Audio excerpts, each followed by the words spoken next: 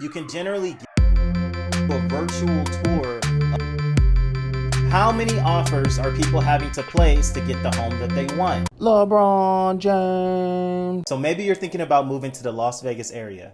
Perhaps you heard about Summerlin and Henderson and you want to know a little bit more information. Maybe you're intimidated about the process of buying a home out of state, or maybe you just want more info on the process. In this video, I'm going to be going over several important details about living in Las Vegas. I'm also going to cover what to expect during the process of searching for a home in Las Vegas. By the end of this video, you'll feel more confident about moving to Las Vegas from out of state. You'll know more about the area and the entire process of getting here. In the last year, the Las Vegas housing market has been on fire. From December 2020 to December 2021, the homes have risen around 20% throughout the Las Vegas Valley. Lots of people are moving here from out of state, especially from the East and West Coast, mainly because people are realizing that Las Vegas is so much more than the Strip.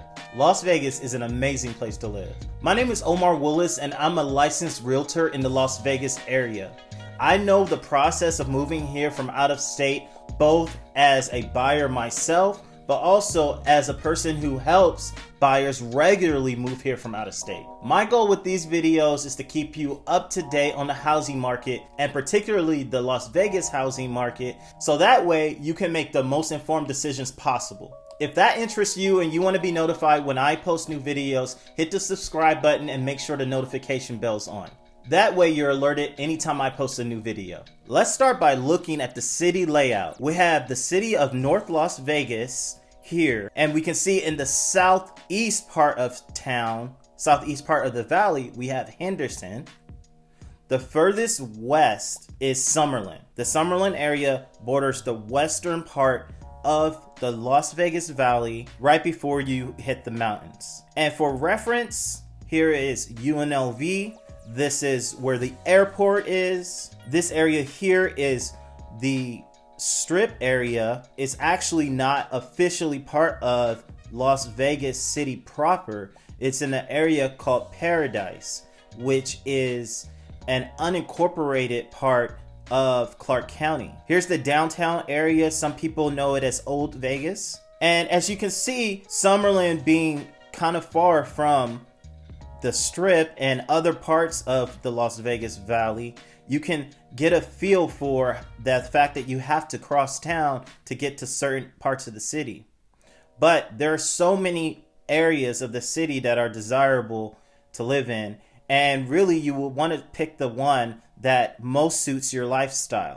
For example, if you like more of a resort type feel, maybe you'll opt for the lakes or desert shores, which are located here. This northwest area is growing very rapidly. There's a lot of new construction here.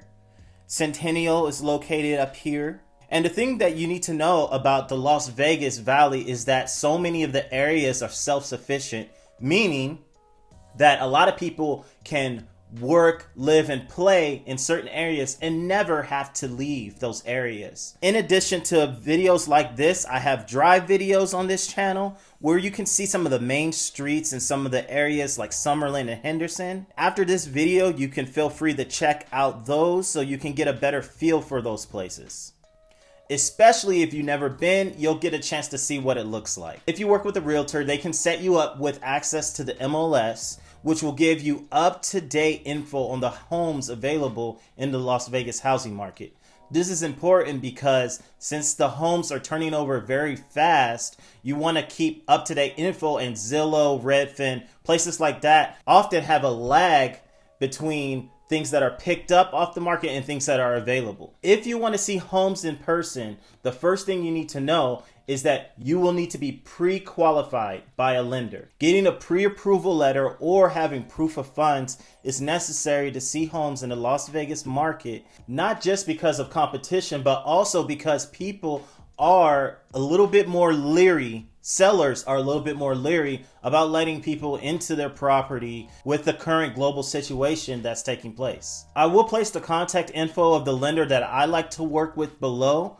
And a lender, what they will do is they'll take your financial information and your debts, and then they'll formulate exactly how much home you can qualify for. You're not required to use all of it, but the lender will let you know where you stand and what are the upper limits to what you can borrow. Any real estate professional or any investor will tell you that this is the most important step because you simply cannot go forward without it. Once you have your pre-approval, you can start to view homes. Now, sometimes it's not possible for people to come to Las Vegas in person, especially if they're browsing for homes. So what you can do is have a realtor like myself go into those homes, give you a virtual tour of the home so you can see if you want to place an offer on it, because not all clients come in person. I want to make this very clear, we always recommend that you should come in person, but that's not always possible. So many clients actually do purchase homes sight unseen, or at least place the offer on the home before they see it, and then they come visit during their due diligence period and get a better feel for the home. And like I said, we recommend that you come see the home in person, and this can be a fun opportunity. Las Vegas is probably one of the best cities to come visit and look for homes because there's so many awesome places that can host you. If you're getting value out of this video, do me a favor and hit the like button and share this with someone that you think might get some value out of it as well. My goal here is to make moving to Las Vegas less stressful for everyone. And if you're wondering some specific details about the city, I'll just run over some of those right now. First, let's talk about the weather. Obviously, Vegas can get pretty hot, but primarily it's only going to get into the unbearable 110 range, 115 range for 2 to 3 months out of the year. For most of the rest of the year, Vegas is pretty mild. It's actually pretty ideal if you ask me. And coming from a place like Los Angeles, where I used to live, I would take Vegas weather over Los Angeles because of the dryness with the heat. Now, with the dryness, that does mean you're definitely going to want to wear lotion and things like that. But I'd rather be in a dry heat than a humid place. So let's talk about the cost of living really quick. In Vegas, there's no state income tax, and that right there is a great benefit for many people. The property taxes sit around 1% usually, and that's also a big benefit. That's some of the lowest property taxes in the nation, actually. In my experience, most utilities are cheaper than places like LA, such as gas and electricity. And if you're worried about being overcharged for the AC, there are programs that allow you to mitigate that by paying a set rate across the entire year instead of being hit with higher bills during the summer months. I have noticed that car insurance here is higher, and that's probably because it's a 24-hour city. There's no last call here, so people are always out and about. That's definitely something that you want to pay attention to. That being said, there is a lot less traffic here than other major cities. You can generally get across the city in about 30 minutes. The caveat to this is if you drive on the strip during some of the busy times, that's where you'll see most of the traffic, but that's tourism. Throughout the rest of the city, it's going to take you no more than 30 minutes. That's on the longer side. If you're coming from Summerlin to the airport during a busy rush hour time, maybe it'll take you 40 minutes to get there. But again, for coming from a place like LA and Seattle, that can be a daily commute actually. Some miscellaneous charges that you might incur, these are some of the ones that I incur, is we have a palm tree. We have a few palm trees actually, so we have to trim those. That's only like once every other year or something like that, because they don't grow very fast. But depending on what type of foliage and yards, you may have to deal with that as well. Lots of places have desert landscaping here, so aside from our palm trees, we have that, so we don't have to maintain a yard year round. Another common charge that you might think about getting, of course is elective, is getting a preemptive spray for pests. So scorpions and different types of bugs are common in the desert. So we have a person come out here every 6 weeks. They spray the perimeter. It's really quick. I'll put some of the prices for these type of things on the screen or in the description box below. The last miscellaneous cost that I'll go over really quick is pool. So we do have a pool service. Having a pool is very common in Vegas. So our pool guy, we pay about $150 a month, and he services the pool about once a week. And that's usually about what it takes. You can maintain it a couple days during the week yourself as well, but usually a pool service will range you about that price, depending on the size of your pool. Guard gated and gated communities are very common here, so that's something else that you might want to look into if you're interested. Older communities with larger lots, even RV parking, that's also common here, as well as a lot of newer communities with homes that are, although they are on smaller lots, the homes can be bigger because they're built up. A lot of these newer homes are taller. And that's mostly because the builders realize that they want to take advantage of the land and build higher instead of spreading further out. They can just fit more units in. And I'll give you a quick word on the schools here. There are lots of different types of schools.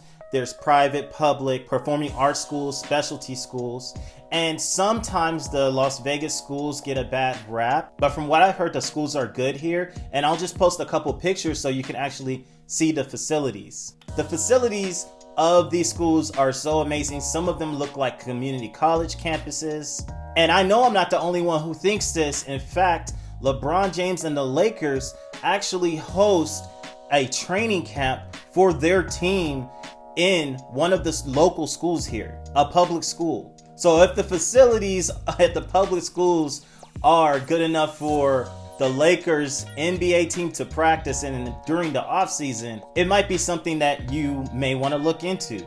I'll have a link for the Clark County School District in the description box below.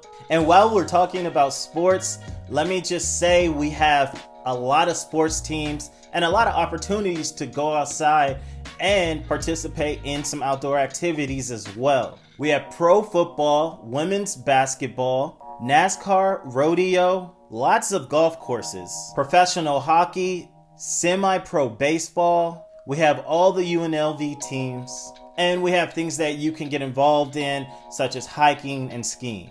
I've made more in-depth videos about the details of the city, but you can comment below if you have any questions. I'll make sure to get back to you, and if it's a question in which the answer might help other people, I'll be sure to include it in an upcoming video. Okay, so back to the process. So you speak with a lender and an agent, you get pre-approved, you're viewing homes virtually and or in person, and you start to place offers. How many offers are people having to place to get the home that they want? Well, it just depends on how competitive the offer is. Right now, it's not uncommon to have to place a lot of offers in order to get one accepted. The reason for this is because it's a very competitive market in favor of sellers. It's important to know that a lot of homes right now are selling for above asking price. If this worries you, I recommend 3 things. First, know your budget.